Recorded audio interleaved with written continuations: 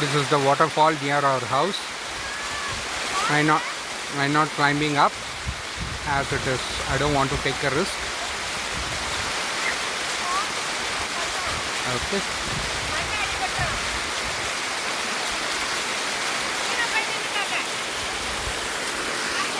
Look at the waterfall.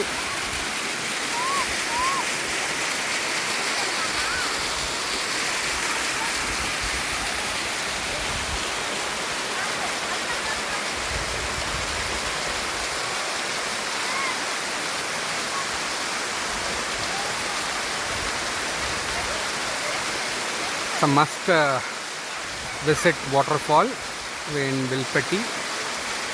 People kindly visit this. It is roughly 5 kilometers from the Kodaikanal lake, and once you approach towards Vilpatti village, there is a pathway to a temple, Ayyanar temple. Okay, through that path you can walk to the waterfall, and people can have a nice time at this fall.